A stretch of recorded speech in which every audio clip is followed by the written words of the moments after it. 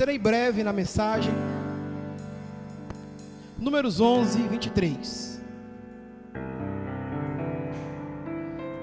Como nós iremos vencer essa batalha do cansaço? Esse cansaço que nos assola, cansaço espiritual, cansaço emocional, cansaço psicológico. Como nós iremos vencer essas batalhas do cansaço? Todo cansaço é um estado físico e mental, um desconforto provocado por um excesso de trabalho, por um excesso de energia, e isso traz estresse, isso provoca fadiga, e nós nos tornamos pessoas às vezes abatidas, desistidas, e aí entra o desânimo, aí entra desistências, aí entra conflitos, porque na verdade estamos cansados, e às vezes nós não sabemos ler, interpretar o motivo dos nossos cansaços, e aí a nossa fé é atingida, a nossa comunhão com Deus é atingida, a nossa comunhão com a família é atingida, a nossa comunhão com a igreja é atingida, a nossa comunhão com a empresa que trabalhamos no emprego é atingida, e somos atingidos em nós mesmos, porque estamos cansados, estamos afadigados, por uma série de situações que nos cercam. Jesus, em Mateus 11, 28 e 29, nós lemos, Ele nos dá um remédio: vinde a mim todos vós, que estáis cansados. Então Jesus disse que nós iríamos cansar. Precisamos então fazermos as leituras corretas, para que esse cansaço não venha nos destruir, e consequentemente a isso, destruir tudo aquilo que está à nossa volta, por causa de um cansaço. Às vezes na oração pela manhã, eu estou cansado, irmãos, e eu sei que o cansaço não é por causa da oração em si, o cansaço é por conta das batalhas espirituais que enfrentamos, para conduzir um rebanho ao caminho da fé, porque nós vemos pessoas desistindo de Deus, e isso traz um cansaço espiritual. Eu conversei com um pastor recentemente, ele disse assim para mim: pastor, eu não estou cansado. Eu disse: não, pastor. Ele disse: não, eu estou desgastado, acima do cansaço. Eu preciso parar. Eu preciso ir para a igreja somente para sentar e ouvir uma palavra. Falei: sério, pastor? Ele falou: sério, eu estou precisando ser pastoreado. Falei: meu Deus, isso é sério? Um pastor precisando ser pastoreado. Por quê? Porque ele não está cansado, ele já está acima do cansaço, ele está desgastado. Então nós, queridos, iremos passar, enquanto aqui nós estamos nessa terra, por esses caminhos tortuosos de espinhos. O que nós devemos fazer então? Como nós devemos proceder para que esses venenos ou essas situações que são normais na vida do ser humano não façam intimidade com o Espírito Santo? Como nós podemos vencer essas batalhas? Fazendo as leituras corretas, as interpretações corretas, para que nós não sejamos bombardeados, feridos e mortos. Quando nós lemos Números 11, nós vamos ver uma série de problemas na condução desse líder libertador chamado Moisés, que ele estava conduzindo esse povo a uma terra que manda leite e mel. Então preste atenção, qual é a promessa que Deus me faz? Que Ele vai me levar para Nova Jerusalém. Quem tem essa promessa? Levante a mão e diga glória a Deus. Então perceba que todos nós temos essa promessa, que Deus, pelo poder do seu Espírito, vai nos levar para Nova Jerusalém. A grande questão é, como nós vamos administrar a nossa caminhada de agora até chegar lá em Jerusalém. É o grande X da questão, porque no meio do caminho morre muita gente. No meio do caminho desiste muita gente. No meio do caminho muita gente olha para trás. No meio do caminho muita gente cria uma série de fatores que destrói a promessa da Nova Jerusalém. E quando nós olhamos para Êxodo, Levítico, Número e Deuteronômio, queridos, é isso que nós vemos, é esse cenário que nós vemos.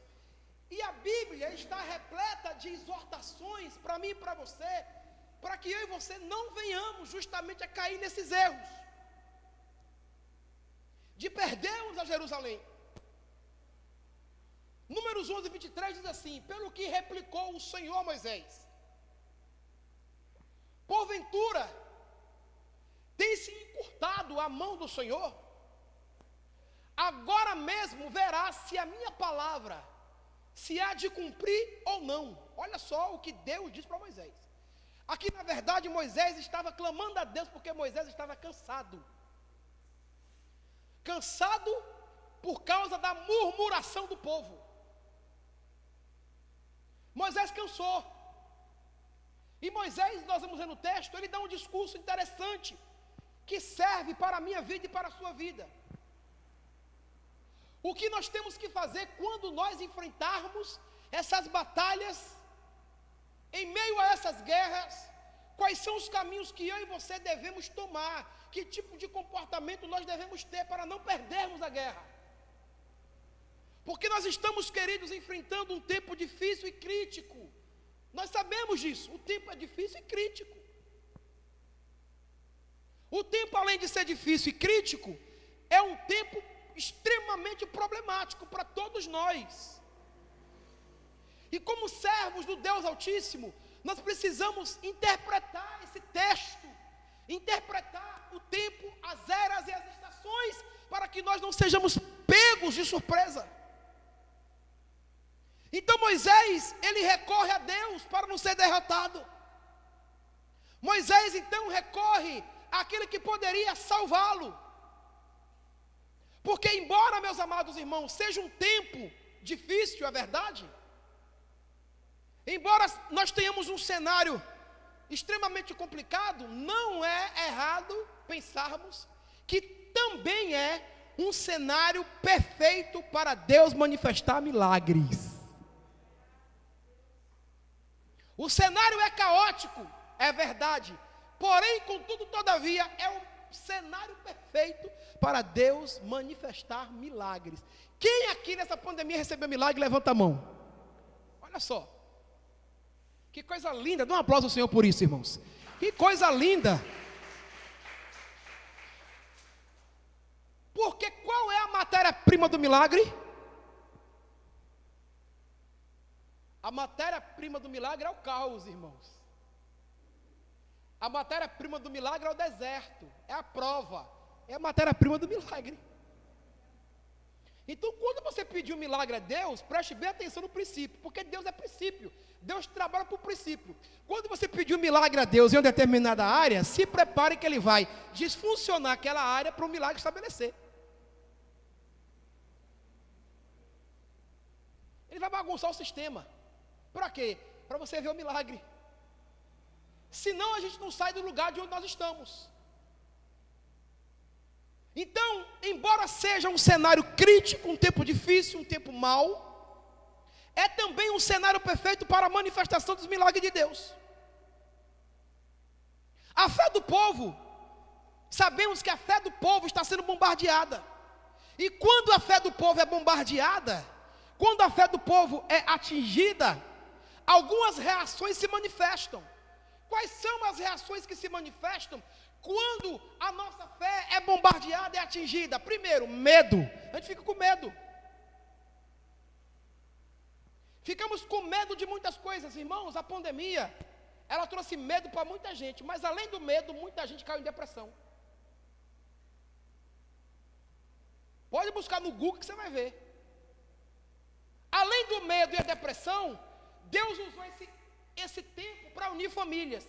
E nós vimos que tem pessoas que não sabem viver em família. Homem batendo em mulher, mulher batendo em homem, virou uma confusão. Porque estava dentro da arca. Eu vou falar sobre isso à noite. Deus mandou Noé construir a arca. E ele tinha que envolver a família dele no projeto. Então Noé passou por uma pandemia chamada dilúvio, que durou 1 ano e 2 meses. Noé dentro da arca, 1 ano e 2 meses. Pastor, mas choveu 40 dias e 40 noites. Choveu, mas até a água baixar, ele ficou 1 ano e 2 meses dentro da arca, com a família dele. Ele precisou aprender a viver com a família dele.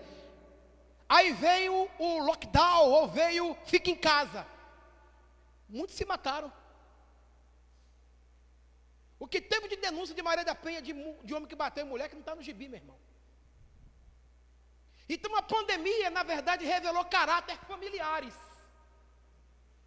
Deus pegou um projeto chamado pandemia, colocou todo mundo dentro de casa e Deus mostrou, viu que vocês não sabem viver em família? Viu que vocês são todos disfuncionais? Porque a gente não está pedindo a Deus que nós temos uma família ajustada, sim ou não? A igreja do meu pai não é uma igreja de família, sim ou não? A gente não ora para que as famílias sejam abençoadas e venham adorar a Deus, sim ou não? Deus consertou muita família e mostrou o caráter de muitas delas. Viu que vocês não sabem viver em família? Eu botei vocês 40 dias, ou 30 dias, ou 15 dias, sozinho dentro de casa, vocês não aguentaram. Viu que o problema não está na igreja? Está dentro da sua casa? Mas teve gente que passou na prova. Então, parabenizo você, porque você passou na prova. Dê um aplauso a Jesus. Teve gente que passou, viveu bem demais, fez churrasco. Eu mesmo fui fazer um churrasco atrás do outro. Falei, a camisa que eu ganhei no aniversário do dia 31 de julho já não serviu mais. Falei, Jesus. Mas teve gente que passou na prova. Teve gente que Deus colocou na arca da pandemia, do dilúvio, e passou. Então você é um privilegiado, porque Deus nos colocou na prova e nós passamos. A nossa arca foi aprovada por Deus. A nossa arca chamada família foi aprovada por Deus. Nós sabemos sim viver em família. Acordar e não ter para onde ir. Aleluia, não ter para onde ir. É café, almoço, é janta, o que nós vamos fazer? Netflix, o que nós vamos fazer? Orar, depois Netflix, depois orar, depois café, depois comida, depois o que? Orar, depois o que? Netflix de novo, depois deita, depois levanta, não pode ir para a rua, não tem ninguém, meu Deus, aí o que vai fazer? Vamos orar de novo, o que Netflix, depois comida, pipoca, doce, salgada, lá em casa saiu um cardápio violento, YouTube não trabalhou tanto como trabalhou nessa pandemia lá em casa, tremendo demais, porque tinha que criar recurso. E o maior recurso que era Deus, muita gente não buscou. O maior recurso que era o Espírito de Deus, muita gente não buscou. Não leu Bíblia, não orou, não jejuou, fez nada. Mas muita gente leu Bíblia, estudou, cresceu, avançou, fizeram cursos online. Nunca teve tanta promoção de curso online como teve agora. Quem aproveitou, show de bola. Quem não aproveitou, tchau. Porque a fé é bombardeada, e quando a fé é bombardeada, entra medo, entra incertezas, entra desistências, entra desânimo, entra afastamentos, porque a fé está sendo bombardeada. Infelizmente, a gente vai buscar recursos que não é Deus. Isso aqui é um devocional, irmãos, que eu fiz. Tem algumas páginas, mas eu vou ler só poucas delas. Eu fiz um devocional no livro de Números 11, que dá para pregar um mês inteiro. Então eu fiz um resumo para ministrar hoje. Ao que Deus fala ao nosso coração.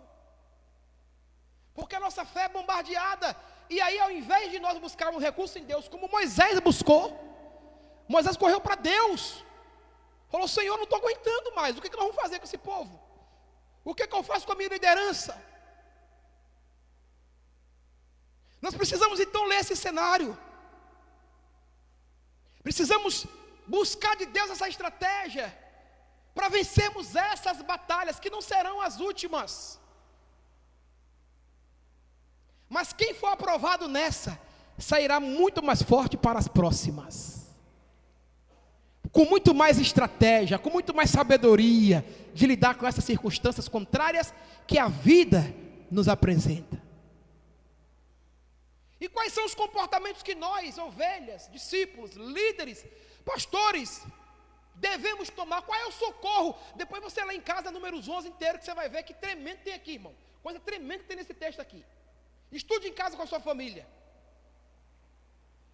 E aí a gente pergunta, o que eu tenho que fazer? Como que eu devo fazer? Quais são os recursos, os auxílios que eu devo buscar? Eu vou buscar socorro aonde? Onde que eu vou encontrar livramento? É claro que nós sabemos que o nosso auxílio e socorro está no Senhor, que fez os céus e a terra. Nós sabemos disso. Mas nós também sabemos que tem muita gente que não busca o socorro no Senhor. Busca socorro em outros lugares que não tem nada a ver com Deus. O apóstolo Pedro, em 1 Pedro, capítulo 4, versículo 12 e 13, ele vai nos dizer que nós, como cristãos em Cristo Jesus, não deveríamos nos espantar com essas coisas que acontecem em nosso meio. E ele chama isso de uma ardente prova. Olha só, ardente provação. O apóstolo Paulo, 2000 anos atrás, já disse, olha, ardente prova, essas coisas vão acontecer no meio do povo de Deus, e também de quem não é povo de Deus, para prová-los. Ele diz, amados, não estranhem a ardente prova que vem sobre vós. Para o quê? Para que serve a prova? Quem está falando isso? Sou eu? Quem está falando isso? Deus, pela boca do apóstolo Pedro. É Deus que coloca provas, das mais diversas, é claro. Para provar o quê? Para provar meu coração, para provar as minhas motivações, para provar a minha fidelidade, para provar a minha aliança, para provar o amor que eu tenho pela igreja, estou falando de mim, da família, para provar qual é a real intenção que eu tenho com a igreja. O que eu fiz nessa pandemia? Eu já sei o que eu vou fazer. O que, pastor? Eu vou abrir igreja de segunda a sexta para orar. Pronto. Abrir igreja de segunda a sexta para orar. Orar por quem? Por mim, orar pela minha família, pela minha esposa, pelos meus filhos, orar por você. Eu dou o nome de cada um aqui nesse púlpito aqui, ó. Eu sei o nome de todo mundo, o que cada um faz. Eu digo, Senhor, entre nessa área e abençoa o teu filho. Oro por cada um de vocês aqui. Então, o que foi que eu fiz? Eu vou orar. Vou buscar Deus. Buscar Deus para nos fortalecermos. Porque se nós dermos lugar às circunstâncias e olhar para ela, a gente perde, meu irmão. A gente cai. A gente desanima. Então vou buscar a Deus. E o apóstolo Pedro está dizendo que essa ardente prova é para nos experimentar. Mas ele diz assim, ó, como se coisa estranha vos acontecesse. Essas coisas não são estranhas. A gente não precisa ficar, meu Deus, vai acontecer. E segundo a Bíblia vai acontecer coisas ainda piores.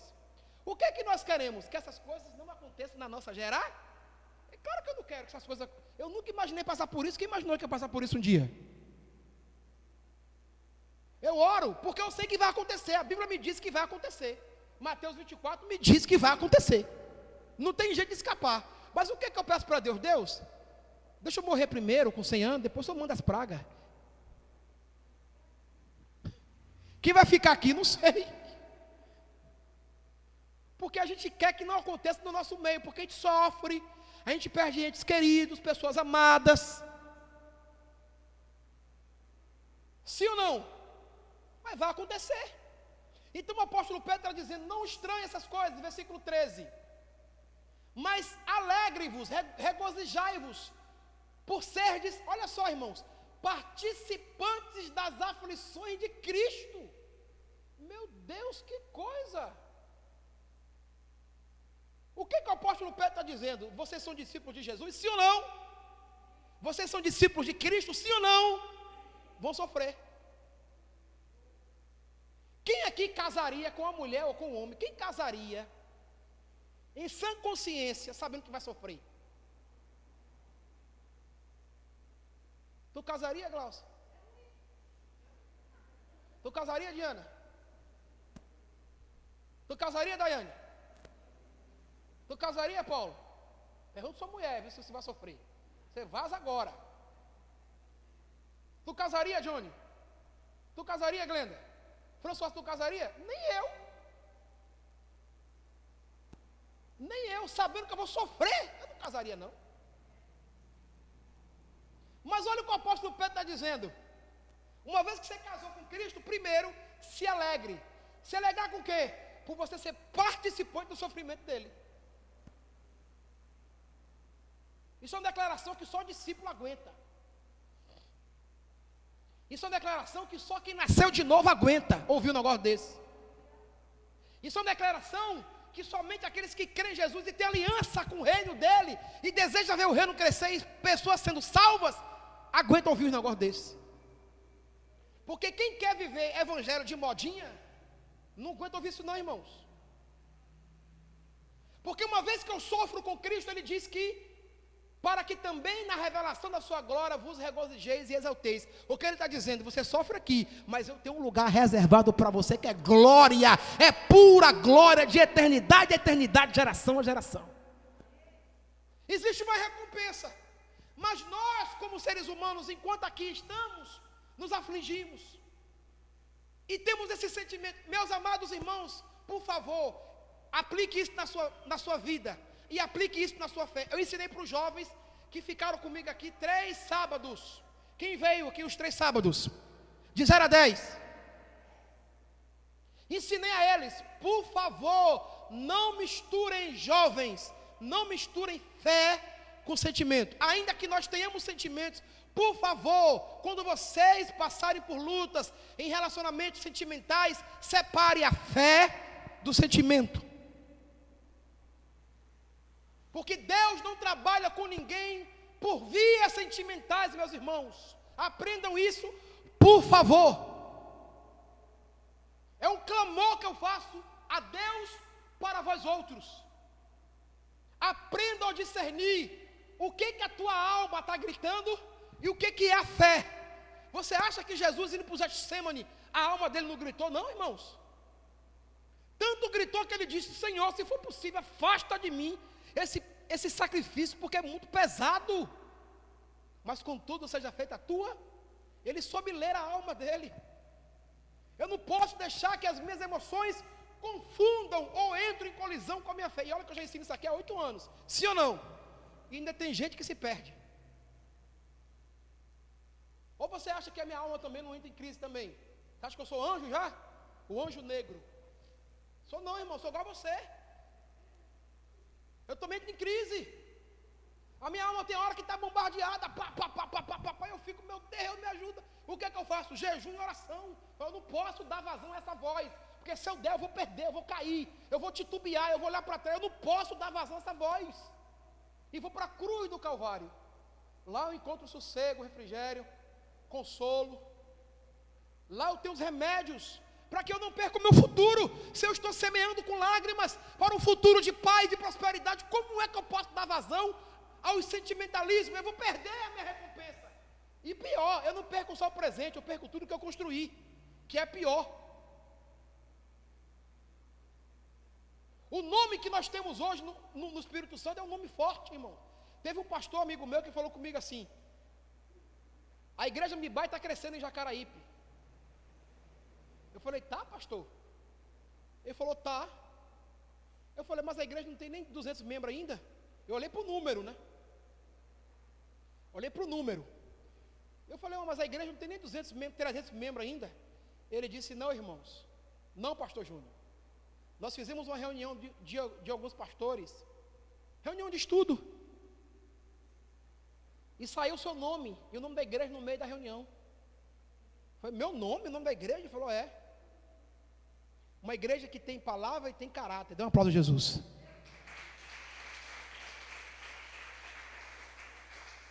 Na visão humana é número, que foi a minha. Na visão de Deus é caráter. Olha só aqui como é que Deus trabalha, né? A visão de Deus é diferente da nossa. Mas nós vamos chegar também nos números e com caráter. Então eu fiquei feliz em ouvir de um pastor que não é nosso pastor, que não faz parte do nosso rebanho, que não é de Jacaraípe, que ele veio para estudar com outros pastores. Então eu fiquei muito feliz, falei: meu Deus, muito obrigado. Porque a gente entra nessas crises e não sabe como o Senhor está construindo as coisas. Então o apóstolo Pedro, ele nos diz que nós precisamos nos alegrar quando nós passamos junto com Cristo pelos sofrimentos. E sofrimentos têm nomes e diversos nomes.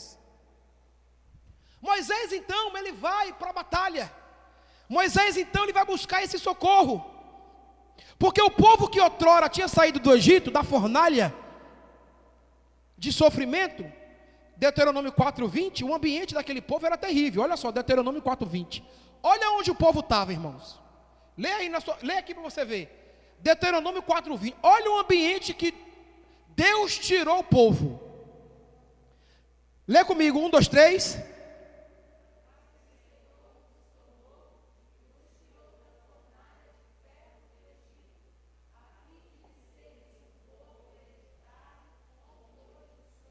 Segura aí, da onde Deus tirou o povo, irmãos? Fornalha de ferro do Egito. Olha o ambiente que o povo estava. A isso você pode aplicar essa fornalha, situações difíceis da vida que Deus nos tirou. Da onde Deus te tirou? Você sabe de onde Deus te tirou. E você sabe como você está hoje. Talvez o lugar que Deus tenha te tirado também fosse um lugar de fornalha, um lugar aquecido por mais de 1500 graus, de sofrimento, de tribulação, de angústia, onde tudo está errado, onde tem opressão, tem tristeza, miséria, pobreza, porque onde há escassez de alguma coisa, aprenda isso por favor, coloque na sua agenda, no seu coração, onde há escassez em alguma área da vida, há quebra de princípios. Onde há escassez em alguma área da sua vida, há quebra de princípios. É na área sentimental que você está apanhando igual o subaco do aleijado, como diz na Bahia? Observe seus princípios. Onde há escassez em alguma área da vida, há quebra de princípios. Então avalie. Como já ensinei para vocês, a nossa vida é um guarda-roupa. Tem gaveta de tudo que é jeito. Gaveta do sentimento, gaveta do amor, da paciência, o fruto do Espírito, de Gálatas capítulo 5. Está lá as gavetas. Eu preciso olhar essas repartições da minha alma, das áreas da minha vida, para saber se elas estão em equilíbrio, para saber se eu estou quebrando um princípio em alguma área, para saber se eu estou andando com certeza. Para quê? Para que não haja escassez. Para quê? Para que não haja pobreza. Para quê? Para que não haja disfunção. E depois a gente vinha sofrer. Então Moisés, conduzindo esse povo, dentro desse ambiente, agora esse povo estava murmurando, se queixando, falando mal do líder, estava uma confusão terrível. O povo que agora estava liberto, andando debaixo da presença de Deus, já tinha experimentado milagres e milagres e mais milagres, agora é um povo que estava murmurando, é um povo que estava reclamando, esquecendo o passado. A pior coisa que pode acontecer ao ser humano é esquecer das pessoas que passaram por você e deixaram uma bênção. A ingratidão, irmão, é uma semente terrível. Por mais simples que seja, a gente precisa lembrar das pessoas que passaram pela nossa vida e deixou bênção. Deu uma palavra, deu um abraço, um aperto de mão, deu um refrigério, deu uma oferta, deu um carinho. A gente precisa lembrar, irmãos. Tome cuidado com essas sementes malignas, porque são sementes malignas. O diabo é ingrato. O diabo sabe quebrar aliança. Agora esse povo que foi tirado do Egito, da fornalha, é o povo que está murmurando contra Moisés que o libertou. Pelo poder de Deus, instrumento de Deus para libertar o povo. Agora o povo está reclamando, está murmurando, se queixando. O que fazemos então para vencermos essas batalhas? Moisés cansou. Olha só, Moisés que via Deus face a face, irmão, ficou cansado. E pior, ele ficou cansado e pediu a morte.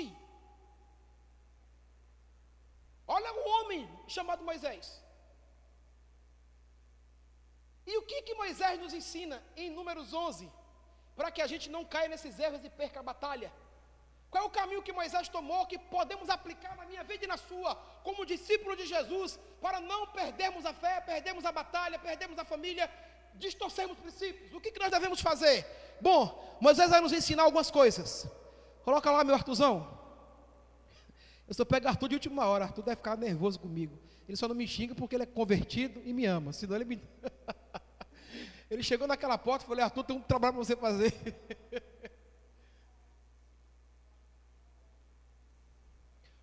vencermos, queridos discípulos, a guerra? Como vencermos o cansaço e não perdermos a batalha? Com unidade e compartilhamento. Números 11, 10, 15. Coloca para nós.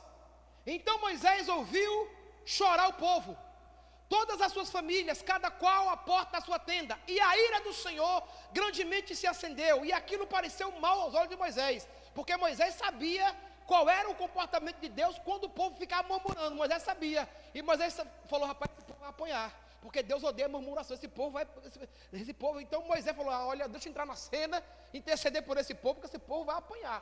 Então Moisés entrou em cena, porque aquilo que o povo estava fazendo parecia mal aos olhos do povo, parecia mal aos olhos de Moisés. Moisés não foi reclamar com o povo, Moisés não foi murmurar com o povo, não, Moisés foi buscar Deus. Prossegue o texto. Disse, pois, Moisés ao Senhor: por que fizeste esse mal ao teu servo? Olha só, o povo murmurando, falando mal, esculhambando. Moisés não foi falar com o povo, não. Moisés não foi revidar com o povo, não. Ele foi para onde? Para Deus. Fechou a porta do quarto, da sua tenda, porque Deuteronômio diz que ele tinha um lugar especial, que ele buscava a Deus todo dia. Então ele foi lá para a tenda e falou: Senhor, por que fizeste esse mal ao teu servo? E por que não achei graça aos teus olhos? Pois que puseste sobre mim o peso de todo este povo. Concebi eu, porventura, todo este povo? Dei-o eu à luz para que me dissesses: leva-o ao teu colo? Como a ama leva a criança de peito para a terra que com juramento prometeste a seus pais? De onde teria eu carne para dar a todo este povo? Porquanto choram diante de mim, dizendo: dai-nos carne para comer. Eu só não posso, Senhor. Eu só não posso levar a todo este povo, porque é pesado demais para mim. Se tu me has de tratar assim, mata-me, peço-te, se tenho achado graça aos teus olhos, e não me deixes ver a minha miséria. Olha só a oração de Moisés. Esse povo, Senhor, é pesado demais para mim. Queridos, nós não podemos ser peso para as pessoas. Temos que aprender a compartilhar, irmãos. Você vai comer na minha casa? Pode ir, mas pelo menos lava o prato quando acabar de comer, irmão. Eu estou indo para o simples. Você, com a sua sabedoria, pode ir para o complexo. Precisamos parar de ser peso para as pessoas. Vamos aliviar os fardos uns dos outros. Tem pessoas que são peso, irmãos. Quando você diz na sua casa: vou orar, e ninguém quer orar, só você, é peso. Não está todo mundo morando junto? Todo mundo tinha que orar. Por que eu tenho obrigação de orar por os meus filhos, e os meus filhos não podem orar por mim? Isso é peso, irmãos. Então Moisés viu e falou: Senhor, isso é peso demais para mim. Olha o que diz a palavra do Senhor em Romanos, capítulo de número 15, versículos 5 e 6. Romanos 15, 5 e 6. Estamos aonde, irmão? No discípulo? Aprendendo com o 100? Vamos aprender. Romanos 15, 5 e 6. Ora, o Deus de constância e de consolação vos deu o mesmo sentimento uns para com os outros, segundo Cristo Jesus, para que unânimes e uma boca glorifique ao Deus, o Pai do nosso Senhor Jesus Cristo. Ou seja, o mesmo sentimento e unânimes. Para quê? Para que não haja peso. Faça o que você tem que fazer na sua casa, na sua empresa, na sua família, na igreja, irmãos. Cumpra com seus deveres de cristão, de um bom cristão. Por quê? Porque quando eu não cumpro a minha parte de um bom cristão, eu me torno peso para alguém, irmãos. Alguém está fazendo por mim. Então, como nós iremos vencer essa guerra do cansaço, essas batalhas que bombardeiam nossa mente e o nosso corpo físico? Números 11, coloca lá no primeiro lá. Como nós iremos vencer isso? Números 11, 10, 15, nós iremos vencer, bota lá o texto, com unidade e compartilhamento. É assim que nós vamos vencer. Porque se eu pego 1 milhão só para mim, é muito. Mas se eu pego 1 milhão e compartilho, todo mundo fica alegre, sim ou não? Vamos aprender a compartilhar, irmãos, porque senão cansa, pesa. Vamos aprender a equilibrar as coisas e tirar fardos pesados dos outros, para que os outros também tirem fardos pesados de nós. Segundo, como nós iremos vencer essas batalhas do cansaço, que destrói a nossa fé e bombardeia a nossa fé? Com pastores, líderes, pessoas sábias, dispostas, disponíveis, que suportam e superam queixas, medos e resistências. Números 11, 16.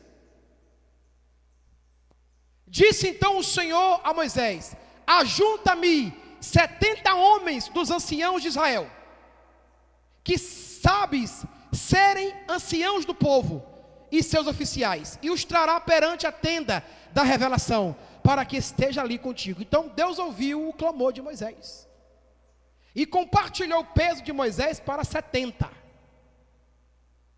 Jesus chamou de 2 em 2, depois chamou 12, depois 70, depois 120, e depois eu e você. Dá um aplauso a Jesus. Para não ficar pesado para ninguém, para não ficar estressante para ninguém. Então nós precisamos, além de compartilharmos, termos pessoas sábias, dispostas, disponíveis e que suportam ouvir as queixas, as lamúrias do povo. Porque o povo parece que nunca está bom nada para o povo, irmão. Se chove, está chovendo. Se faz sol, está muito calor. O povo reclama de tudo, sim ou não? Então nós precisamos de pessoas, que é o segundo ponto, de pessoas que tenham essas características. Deuteronômio capítulo 1, 13. Olha só o que Deus diz, Deuteronômio 1, 13. Olha o que Deus diz aí: tomai-vos homens sábios, entendidos e experimentados. Olha a qualidade das pessoas: sábios, entendidos e experimentados. E eu os porei sobre cabeça sobre vós. Para quê? Para dividir o fardo, o peso. Pessoas dispostas, disponíveis, que vai saber ouvir as pessoas, vai saber dar uma direção correta, tirando o peso, para que o princípio esteja no lugar correto e todo mundo seja abençoado. Amém? Terceiro princípio: como nós iremos vencer esses cansaços, essas fadigas, que assolam a nossa fé, bombardeiam os nossos sentimentos e insistem em nos levar para longe de Deus? Como nós iremos vencer? Com muito cuidado sobre as más influências e os convites que mexem com o nosso coração, com a aliança e com o princípio. Números 11, 4, 5 e 6. Cuidado com o coração, irmão. Olha o que diz Números 11, 4 e 5. Depois eu passo todos esses tópicos para o WhatsApp de vocês. Vocês querem receber? Eu passo para vocês. Está tudo com texto, está tudo no estudo bonitinho. Você pode aplicar isso na sua família, na sua casa, com você mesmo, aonde você quiser. Na empresa, se você quiser. Você pega isso aí, faz os slides, ó, dá uma aula excelente para o povo. Olha só, Números 11, 4 e 5. Algumas traduções diz vulgo, outras traduções diz estrangeiro. Mas fato é que tanto o vulgo como o estrangeiro, que estava no meio deles, no meio do povo, veio a ter grande desejo pelo que os filhos de Israel tornaram a chorar e disseram: quem nos dera ter carne para comer? Lembramos-nos dos peixes que no Egito comíamos de graça, e dos pepinos e dos melões e dos porós, que são alhos porós, e das cebolas e dos alhos. Olha só para onde o povo olhou. Olha para onde, olha o que uma influência faz com o ser humano. Você está trabalhando, Juliana, dentro de um emprego, ganha o seu salário, aí chega alguém e diz: esse salário seu é muito pouco, não presta. Eu te dou R$100 a mais para você trabalhar comigo. Esses R$100 que você vai ganhar mais, de uma proposta, de uma influência errada, que tomou o teu coração e fez você quebrar a aliança, lá na frente você está desempregada. Você trocou o certo pelo duvidoso. Nem uma coisa nem outra. Eu já vi isso acontecer, foi muito. O pouco com Deus é muito. Se Deus colocou ali, cresça ali, se desenvolva ali, obedeça ali, se estruture ali, porque do pouco vai virar muito. Mas as pessoas não são fiéis no pouco e recebem propósito do norte, sul, do leste e oeste, que tira a presença de Deus, quebram a aliança, destrói o princípio e depois fica se queixando. Pastor, ora aí para Deus abrir portas. Que porta, irmão? É porque eu perdi emprego. Por que você perdeu o emprego, irmão? Está lá, o ponto de número 3, só para a gente ratificar aqui. O ponto de número 3 diz: com muito cuidado sobre as más influências, que às vezes está na nossa casa, às vezes é um parente nosso, que fica buzinando no seu ouvido. E aí a gente dá crédito a essas queixas, essas más influências. O que acontece então com essas queixas? Corrompe nosso coração, quebramos a aliança e destruímos o princípio. Olha agora a gente morrendo. Cuidado com o coração. Cuidado que alguns convites podem não ser de Deus, irmãos. Por mais que a gente olhe e perceba, e os olhos visuais vejam coisas maravilhosas, às vezes não é de Deus, irmão. Você está entrando em cilada. Porque o diabo trabalha com maravilha, para depois vir destruição. Lembra como ele tentou Jesus? Se tu me adorares, tudo isso que está aqui é teu. Ele não tinha nada, como é que ele estava dando? Aí Jesus falou: eu vou entrar nessa furada. Ele mostrou para Jesus os reinos, coisa boa. Como Jesus tinha o Espírito, ele disse: não, isso é furada, não vou entrar nisso não. Então cuidado, porque algumas coisas destroem. Alguns convites no estilo da presença de Deus corrompem o nosso coração e destrói a aliança. De pessoas que estão no meio, irmão, não estava longe. Estava dentro de casa, irmão. Nos traiu dentro de casa, irmão. Não foi longe, foi dentro, que é o detalhe importante. Quarto ponto: como venceremos o cansaço, as dores, os bombardeios da fé? Com muito cuidado para não rejeitar o alimento de Deus e ser seduzido por outros alimentos. Números 11, 7 e 8. É tudo Bíblia isso aí, meu irmão. Depois você briga com Deus. Se Deus está falando com você, você pega o texto lá e chora na presença de Deus lá. O povo da aliança rejeitou Deus, irmãos, por causa de má influência. E era o maná como semente de coentro, e a sua cor como cor de bidélio. Prossegue o texto. Espalhava-se o povo e colhia, porque Deus que dava. O povo só tinha o trabalho de pegar. A igreja sempre está aberta. O povo só tinha o trabalho de vir buscar o maná. Deus mandava o maná e o povo só saía para colher. Só isso. Deus mandava e o povo colhia. A igreja está aberta, a célula está funcionando, está tudo funcionando. O povo só precisa ir. O povo só precisa se envolver para receber aquilo que Deus tem para entregar para eles. O povo espalhava-se e colhia, e em moinhos moía. E num geral pisava, e num grau pisava, que é no lagar, né? O povo pisava ali. E em panelas o cozia, e dele fazia bolos. Olha só, e o seu sabor era como o sabor de azeite fresco. Quem aqui já comeu pão de sal com azeite assado na panela? Eu já. O bicho é gostoso, hein, irmão? Experimenta para você ver. Esse azeite que a gente come aí, que o povo fala que é puro, que não é coisa nenhuma. Coisa nenhuma, viu, irmão? Coisa nenhuma. Você pega um pouquinho, bota no pão e pega na chapa e come para você ver que delícia. Eu quando como, eu como pouco, 3, 4, 5, eu acho uma delícia o negócio. Se esse azeite que a gente compra no mercado, e o povo diz que tem uma certa porcentagem de pureza, você imagina esse aqui, que o próprio Deus estava dando. Pois é, mas esse próprio alimento que vem das próprias mãos de Deus, o povo rejeitou.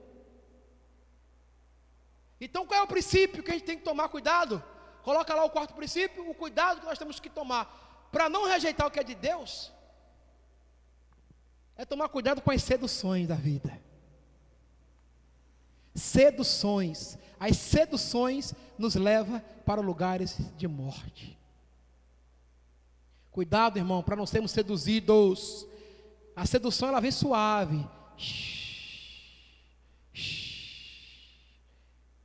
A sedução não vem brutalmente, ela vem suave, justamente para fazer com que nós venhamos a desejar esse tipo de alimento e rejeitemos a Deus. Quinto princípio: como iremos vencer o cansaço, a fadiga, o estresse, os bombardeios da fé, sem negar nossa fé em Cristo? Com muita fé e perseverança no Deus Todo-Poderoso. Números 11, 23, lê junto comigo, 1, 2, 3.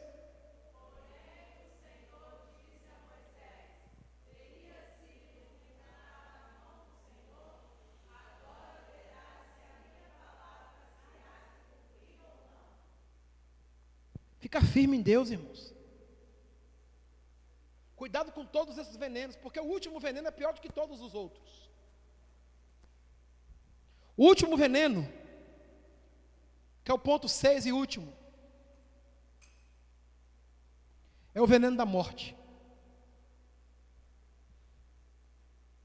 Precisamos tomar cuidado para não cavarmos a nossa própria sepultura.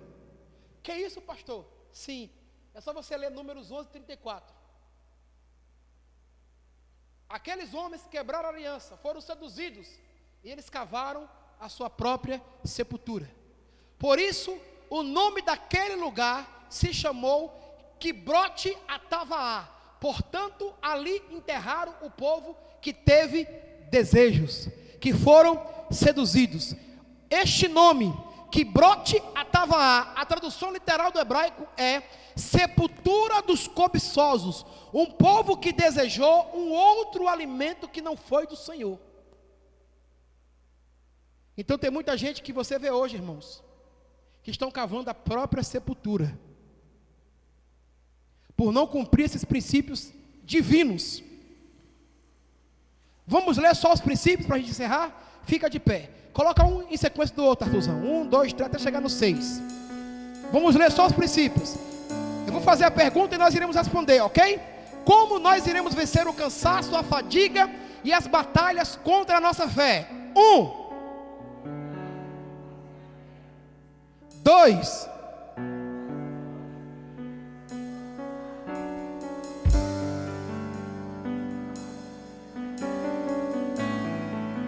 3,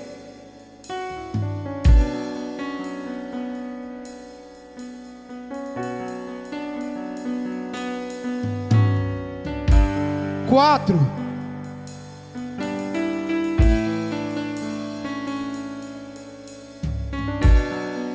5,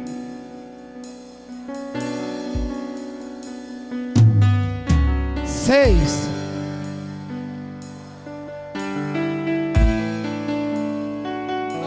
Que maravilha!